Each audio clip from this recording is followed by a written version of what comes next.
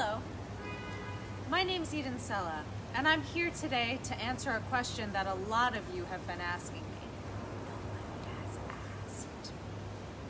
And that's, what do I do when I find a dead rat in my backyard or on the street in front of my house?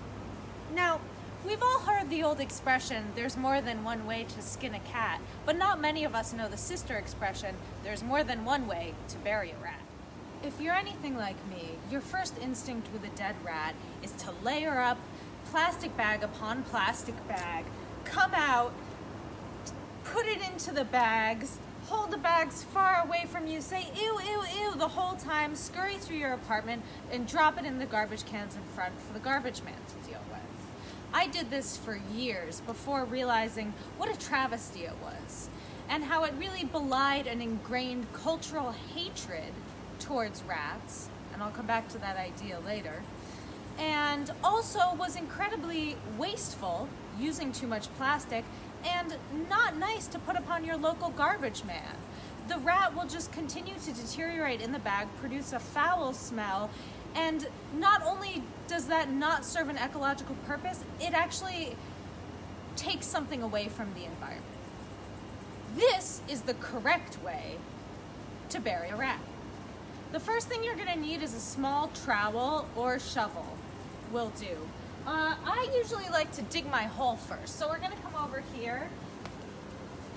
And keep in mind, a dead body is a fabulous sense of nitrogen for your plants and for the soil. And this city soil, which needs so desperately to be enriched, which we never take the time to do, because who wants to haul a bunch of fertilizer through their apartment? No one. But the city is actually giving us the best fertilizer we can buy. So I've already buried a lot of rats in here, so I'm gonna have to be careful where I excavate. You take your trowel. Actually, you know what? I'm gonna be honest with you. I wanna bury this guy over here, because this is a new bed that I'm working on, and I really want to improve the soil conditions. So you come over to your garden bed, wherever you decide is a good place to bury this rat. Let's see, am I hitting any old rats that I've buried? No. So you're gonna take your trowel and dig down just about 8 inches, which is only a little bit deeper than the length of the trowel. A really big hole isn't necessary unless it's a really big rat.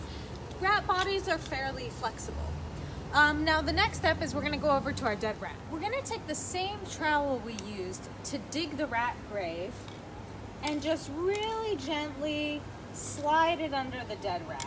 Hopefully your rat is in better condition than this one, because this rat's practically turned to soup at this point. But don't underestimate, because look it's still holding together. Now we're gonna take the dead rat and go over to our rat grave, which we've already dug. Come on. Here we are back at the rat grave with our dead rat. We're gonna take the rat and just simply place it into the grave. I like to take this moment and just say a little thank you. Our species might not get along, but nevertheless, I understand that your family has been in